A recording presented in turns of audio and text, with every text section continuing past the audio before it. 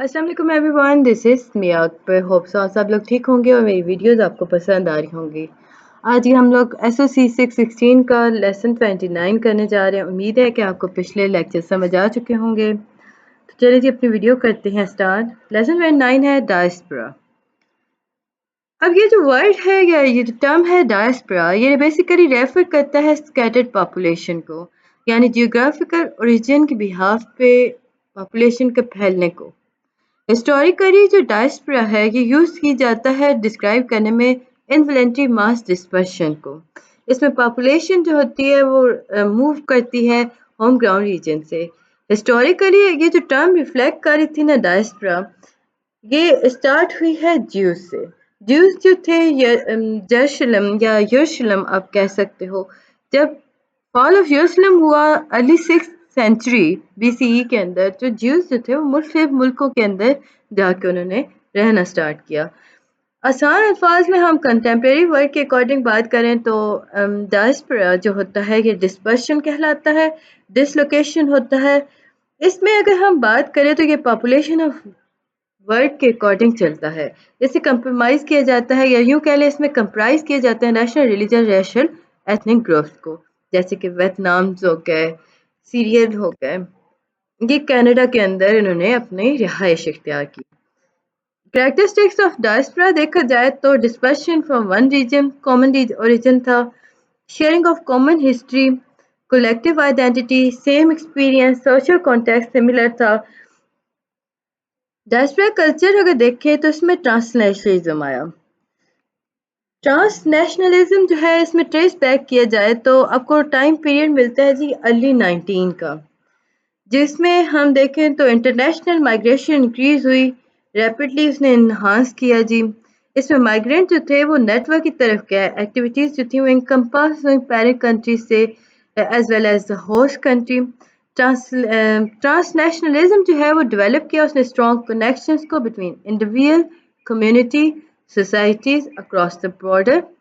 डायस्पोरास जो है वो social, culture, economics, political changes के अकॉर्डिंग चले। इसमें ट्रांस माइग्रेंट जो है इसमें इन्वॉल्व हुआ जी डिसीजन मेकिंग के एक्शन, डेवलप आइडेंटिटीज इसमें सामने लाई गई थी। एग्जाम्पल के तौर पे कैरिबियन कल्चर को लाया गया था जो ग्लोबल और डायस्पोरिक कांस्टेंट अडॉप्ट वो कर रहा था, ट्रांसफॉर्म कर रहा था, इनकॉर्पोरेट कर रहा था ग्लोबल के साथ। इसमें कैरिबियन माइग्रेशन हो रही थी जो इनफॉर्मल कॉन्टैक्ट को मेंटेन कर रही थी, स्प्रेड ऑफ कैरिबियनिया था। इसमें फेस्टिवल्स थे डिफरेंट कंट्रीज के अकॉर्डिंग। इम्पैक्ट अगर देखा जाए तो इकोनॉमिक ग्रोथ हुई थी पेरेंट कंट्रीज की, ग्लोबल माइग्रेंट जो है वो सेंड हुए, remittance, sender of remittance create हुए। डायस्पोरा प्रमोट करता थी इंटरनेशनल ट्रेड को। Diffusion of community through out the world अगर हम देखें तो जो वर्ड कम्युनिटी है उसे डिराइव किया गया था लैटिन वर्ड कम्युनिटीज, जिसका मतलब होता है सेम। कम्युनिटी जो होता है वो रेफर करता है ग्रुप ऑफ पीपल जो कि सेम शेयर करते हैं जियोग्राफी और कैरेक्टरिस्टिक्स को, नॉर्म्स को, वैल्यूज को, रिलीजन्स को, आइडेंटिटी को। लोगों की लाइफ, उनका एक साथ रहना, सॉल्व करना प्रॉब्लम एक साथ। इमिग्रेंट जो होते हैं वो सेटअप करते हैं होते हैं ना मुख्तलिफ मुल्कों से आके एक सेम कम्युनिटी के अंदर, और देन वो शेयर करते हैं same resources. Identity based community देखें तो लोकल लिंक आ गया, स्मॉल ग्रुप ऑफ पीपल हो गया, सब कल्चर हो गया, एथनिक ग्रुप हो गया, रिलीजन आ गया।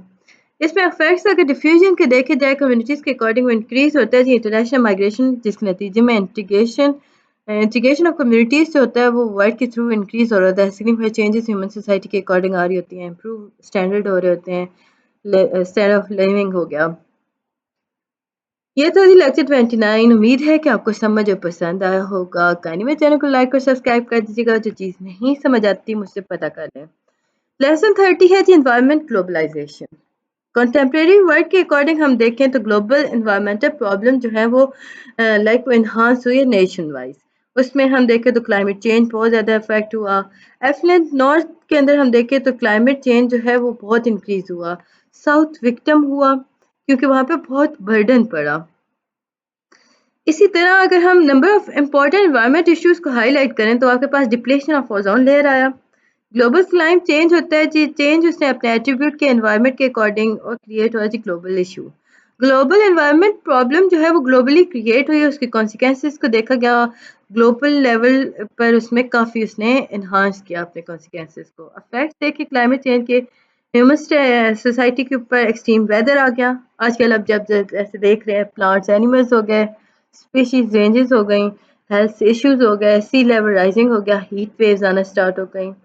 इकोलॉजिकल साइकिल, ह्यूमन एक्टिविटीज जो होती हैं वो रिस्पॉन्सिबल होती हैं जी कार्बन डाइऑक्साइड और नाइट्रोजन लेवल को इंक्रीज करने में एटमॉस्फेयर बायोस्फीयर के अंदर। अब इसमें आपके पास क्लाइमेट चेंज के नतीजे में देखें तो बायोडाइवर्सिटी आ गई, फूड सिक्योरिटी हो गई, ह्यूमन हेल्थ हो गई, पुअर वाटर क्वालिटी हो गया, चेंजिंग क्लाइमेट हो गया। अल्टर्ड वाटर साइकिल देखें तो ह्यूमन एक्टिविटी अल्टर्ड करता है वाटर साइकिल को इन दैट सेंस कि वो पोल्यूट कर रहा है सरफेस को अंडरग्राउंड ग्राउंड वाटर को, large amount of fresh water को यूज हो रहा है, क्लियरिंग वेजिटेशन हो रही है, सॉइल एरोजन हो रहे हैं। कार्बन साइकिल का अगर देखें तो ह्यूमन एक्टिविटीज जो है वो कार्बन साइकिल को भी अफेक्ट कर रही है, बर्निंग हो रहा है फॉसिल फ्यूल्स जो कि एक्सेस कार्बन डाइऑक्साइड को एटमॉस्फेयर में डाल रहा है, ऐड कर रहा है। क्लियरिंग वेजिटेशन फॉस्टर्स हो रहे हैं। एल्टर नाइट्रोजन साइकिल देखें तो ऐड कर रहा है गैसेस को एटमॉस्फेयर कंट्रीब्यूट कर रहा है, एसिड रेन जिसके नतीजे में डिप्लीशन हो रही है जी ओजोन की, नाइट्रस ऑक्साइड की बिहाफ पे यूज ऑफ इनऑर्गेनिक फर्टिलाइजर हो रहा है, डिफॉरेस्टेशन जो है वो नाइट्रोजन को रिलीज कर रहा है जिसकी वजह से मुतासर हो रही है। अल्टर फॉस्फेरस साइकिल देखा जाए तो ह्यूमन एक्टिविटी जो है वो इसमें भी काफ़ी अहम रोल अदा कर रही है। लार्ज अमाउंट ऑफ फॉस्फेट को रिमूव किया जा रहा है अर्थ से ताकि फर्टिलाइजर बनाया जाए। डिफॉरेस्टेशन रिड्यूस कर रहा है फॉस्फोरस को ट्रॉपिकल सॉइल्स के अंदर, फर्टिलाइजर और फॉस्फेट जो है वो एक्वेटिक सिस्टम के अकॉर्डिंग चलते हैं। अल्टर सल्फर साइकिल जो है इसमें हम देखें तो बर्निंग कोल हो गया, ऑयल हो गया, ये जो है ये सल्फर डाइऑक्साइड को एटमॉस्फेयर के अंदर ऐड कर रहे हैं। कन्वर्जन जो हो रहे हैं जी मेटालिक ऑर्स के फ्री मेटल्स के अकॉर्डिंग, जैसे कि कॉपर जिंक है, ये क्या कर रहा है, ये सल्फर डाइऑक्साइड को इंक्रीज कर रहा है। ग्लोबल क्लाइमेट, ये जी आपके सीजनल चेंज और लॉन्ग पीरियड ऑफ टाइम को चेंज कर रहा है। ग्लोबल क्लाइमेट जो है ये हम देखें तो ये अफेक्ट कर रहा है ना, आपके मौसमाती तब्दीलियां क्रिएट कर रहा है, लोगों को अफेक्ट कर रहा है, प्लांट्स को, एनिमल्स को, फूड को, सीरियस हेल्थ इश्यूज ला रहा है। नेचुरल फैक्टर क्लाइमेट चेंज की अगर हम बात करें, वोल्केनिक एरप्शंस हो रही हैं, ओशन करंट हो गया, ऑर्बिटल चेंज हो गई आज की। Artificial factor of climate change देखें तो ह्यूमन एक्टिविटीज हो गई, emission of green house gases हो गया। इफेक्ट्स देखें तो आपके पास ग्लोबल टेम्परेचर इंक्रीज हो गया, सी लेवल इंक्रीज हुआ, loss of Arctic sea ice हो गया, मेल्टिंग पोलर आइसबर्ग्स हो गए, ग्लेशियर्स हो गए, हेल्थ रिस्क हो गया। सोल्यूशन इसका क्या है? अल्टरनेटिव पावर आप यूज़ करें, जैसे विंड एनर्जी हो गई, सोलर एनर्जी हो गई। अल्टरनेटिव डीजल आप यूज़ करें कार्स के अंदर, इलेक्ट्रॉनिक और सोलर कार्स लेके आएँ। यूज़ करें जी एसी, रेफ्रिजरेटर और दूसरे अप्लायंस जिनके नतीजे में मिनिमम और नो सीएफसी रिलीज हो। प्लांट करें जी 2 ट्रीज अगेंस्ट, जब भी आप एक दरख्त काटो उसके बदले 2 दरख्त लगा दो, तो ही आप ग्लोबलाइजेशन को ठीक कर सकते हो, क्लाइमेट चेंजेस को। तो ये था जी लेसन 30। उम्मीद है कि आपको समझ और पसंद आया होगा। जल्दी से 31 को देख लेते हैं। एनवायरनमेंट ग्लोबलाइजेशन, इंडस्ट्रियल रेवोल्यूशन का एरा चल रहा है। अब इसमें हम देखें तो बर्निंग हो रहा है जी फॉसिल फ्यूल्स का, जो कि ग्लोबल वार्मिंग को और क्लाइमेट चेंजेस को काफ़ी अफेक्ट कर रहा है। ग्रेटर ग्रीन हाउस इफेक्ट की वजह से हम देखें तो global warm addition heat reserves जो हैं वो इंक्रीज हो रहे हैं, जिसके नतीजे में कार्बन डाइऑक्साइड इंक्रीज हो रही है और इस तरह ओजोन लेयर पर काफ़ी असर पड़ रहा है। पुअर कंट्रीज की एग्जांपल देखें तो लोलिंग बांग्लादेश हो गया, सफ़र कर रहा है जी ये पावरफुल साइक्लोन को, लाइक वो लूज करते हैं 10% of its territory to the ocean within few decades, यानी कि वहाँ पे साइक्लोन आ रहे हैं, वो अपनी ज़मीन खो रहे हैं। कंट्रीब्यूट हो रहा है जी अप्रॉक्सीमेटली 80% मिलियन पीपल जो हैं वो हर साल समंदर की नहरों के अंदर चले जाते हैं, लहरों के साथ ही बह जाते हैं। सब सहारन अफ्रीका और सेंट्रल एशिया जो है ये प्रोन है जी क्लाइमेट चेंज के। यूनाइटेड स्टेट यूरोपियन नेशन के निस्बत इन पे बहुत ज़्यादा गर्मी पड़ रही है, सहारन अफ्रीका और सेंट्रल एशिया के अंदर। सफ़र कर रहे हैं जी ये पॉलिटिकल इंस्टेबिलिटी को, वायलेंस को, ड्राफ्ट को, पुअर हार्वेस्ट को, होमलेसनेस को। Large scale shift in weather pattern देखें तो आपके सामने आता है, शिफ्ट जो है वो बेसिकली एवरेज इवेंट्स के अकॉर्डिंग चलती है। अब ये शिफ्ट जो वेदर पैटर्न के अकॉर्डिंग हो रही थी, ये सीरियस इम्पैक्ट रखती है ह्यूमन सोसाइटी को, और ये काफ़ी सीरियस इम्पैक्ट रखेगी फ्यूचर में भी। इसमें एक्सट्रीम वेदर इवेंट्स जो है वो इंटरेक्ट हो रहे हैं, जिनके नतीजे में नेचुरल और ह्यूमन सिस्टम काफ़ी असर उस पर पड़ रहा है, डिजास्टर्स आ रहे हैं। रिसेंट डिकेड के अंदर हम देखें तो वेदर पैटर्न जो है वो चेंज हुआ। Cold wave, snow form storm और फोग आना शुरू हो गई, थंडर स्टॉर्म आ गए, डस्ट स्टॉर्म बहुत ज़्यादा आना शुरू हो गए, हीट वेव बहुत ज़्यादा हो गई, ट्रॉपिकल साइक्लोन इंक्रीज हो गई, टाइडल वेव्स आना शुरू हो गई, हैवी रेन और फ्लड हो गया, कहीं कहीं बारिश बिल्कुल नहीं हो रही। तो ये सारा प्रोसेस इसी बिहाफ पे हो रहा था। लेसन 32 है आपके पास, फूड सिक्योरिटी एंड एनवायरनमेंट।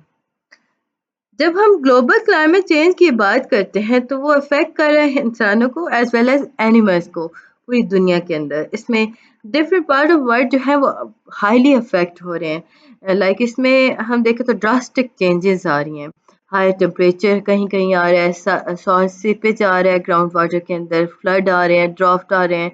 इसमें अगर हम देखें तो पैटर्न चेंज हो रहे हैं। कंट्रीज जो अफेक्ट हुई फूड सिक्योरिटी के according, south countries where majorities is India, Africa, Latin America.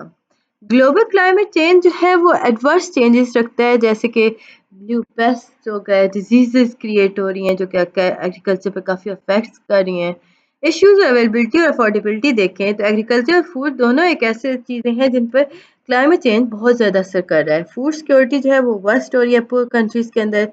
लोग जो है वो ऑलरेडी सफ़र कर रहे थे हाई लेवल ऑफ हंगर को, और अब क्या हुआ कि क्लाइमेट चेंज होने की बिहाफ पे वो वर्सन की तरफ चले गए। एक्सट्रीम वेदर जो था वो उसने बहुत ज़्यादा असर किया फूड सिस्टम पर। Major challenge food availability in poor countries आया, accessed food will become difficult and costly, food utilisation pattern जो है वो चेंज हो गए, फूड सिस्टम चेंज हो गया। अब देखें ना कि ग्लोबल क्लाइमेट चेंज जो है वो कंट्रीब्यूट कर रहा है फूड और एग्रीकल्चर ट्रांसफॉर्मेशन को। अब अपने मुल्क में ही देख लें कि वीट की जो क्रॉप है वो मुख्तलिफ कंट्री मुल्क के मुख्तलिफ हिस्सों में काफ़ी चेंज हो गए, पैटर्न चेंज हुए बारिशों के ना होने की वजह से। कितनी जगहों पे वीट आपकी नहीं आ सकी, राइस नहीं, मेज नहीं क्रिएट हो सके, सारी चीज़ें तो अफेक्ट हो गई। इसमें फर्दर में जो कंपनी फूड सिक्योरिटी के देखें तो इसका मतलब ये हुआ कि न्यूट्रिशन सेफ नेसेसिटी और कल्चर अप्रिशिएट फूड जो है उस पर कितना फूड सिक्योरिटी, या आप सिंपल करो मैं ऐसे कहूँगी फूड सिक्योरिटी क्या है, आपके रोज़मर्रा के खाने-पीने की चीज़ों का प्रोवाइड कितना आपको हुआ सोशली। इसमें फूड अवेलेबिलिटी देखी जाती है, एक्सेसिबिलिटी देखी जाती है, स्टेबिलिटी देखी जाती है, यूटिलाइज़ेशन देखी जा रही होती है।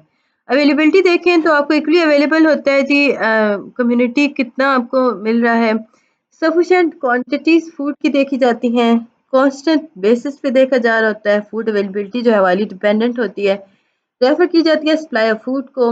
एक्सेसिबिलिटी देखा जाए तो इसमें अवेलेबल कितना है जी, अफोर्डेबल प्राइस के अकॉर्डिंग सफिशिएंट इनकम क्या है, बाइंग कैपेसिटी क्या है। फूड स्टेबिलिटी के अंदर हम देखें तो डिटरमिन करते हैं जी हम असेस कितनी है, अवेलेबिलिटी कितनी है, यूटिलाइजेशन ऑफ फूड क्या है। Food utilisation, knowledge about food and nutrition, nutrition behaviour हो गया, कल्चर ट्रेडिशन हो गया, हाइजीन हो गया फूड का। तो ये था जी लेक्चर 32। उम्मीद है कि आपको समझ और पसंद आया होगा। जल्दी से 33 को भी देख लेते हैं। आप लोगों ने मेरे चैनल को सब्सक्राइब कर दिया होगा, जिन्हें नहीं किया कर दें। ग्लोबल वार्मिंग जो है ये हार्मफुली अफेक्ट करती है हेल्थ को मुख्तलिफ अंदाज में। इंटेंस हीट वेव जो है वो एक्सट्रीम वेदर पे कंट्रीब्यूट कर रही है। हीट वेव जो है वो यूरोप के अंदर 2003 के अंदर वर्स्ट थी। उसमें लाइक उसमें देखा गया था कि 500 ईयर्स के अकॉर्डिंग वो काफ़ी वर्स्ट हुई। 30,000 लोग जो थे वो डाइड हुए due to heat related illness. Globalisation जो है वो उसने एक्सेलरेट अर्बनाइजेशन को किया था। इसमें इंक्रीज किया गया था हीट को, जिसमें स्प्रेड किया गया था, स्पीड अप किया गया था केमिकल रिएक्शंस। केमिकल रिएक्शन जो है वो कंट्रीब्यूट हुए थे वर्सन पॉपुलेशन के अंदर। लाइक इसमें हम ओजोन और सूट को देखा गया था। 5% डेथ रेट आपके सामने आई थी 2050s के अंदर। फर्दर आपके पास आता है जी determinant of health. Determinant of health के अंदर हम देखें तो ये रेफर करता है जी फिजिकल, सोशल, इकोनॉमिक एनवायरनमेंट को जहाँ पे लोग रहते हैं, पैदा होते हैं, काम करते हैं। मोreover अगर हम इसमें देखें तो access to health care service हो गई, ये ऐसे इंपॉर्टेंट फैक्टर्स थे जो काफ़ी असरअंदाज करते थे।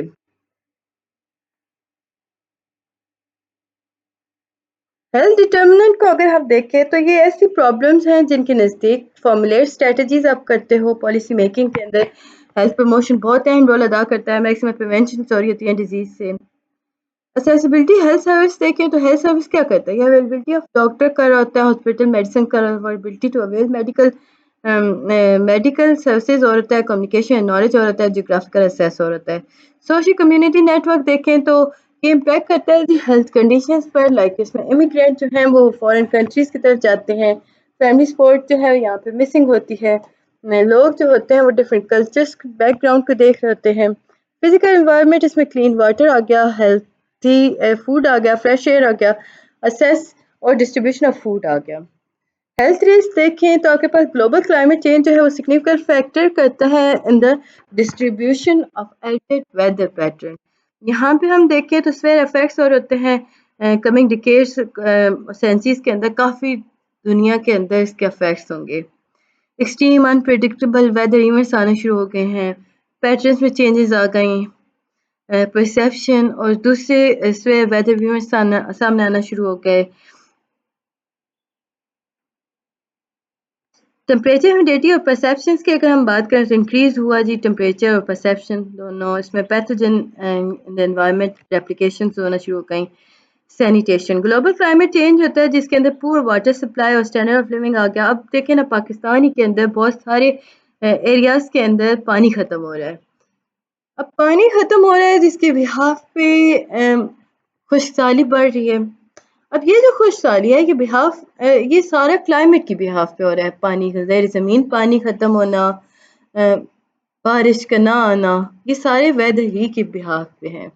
उम्मीद है कि आपको ये चीज़ें समझ आई होंगी। मिलते हैं नेक्स्ट वीडियो में, तब तक के लिए अल्लाह हाफिज़।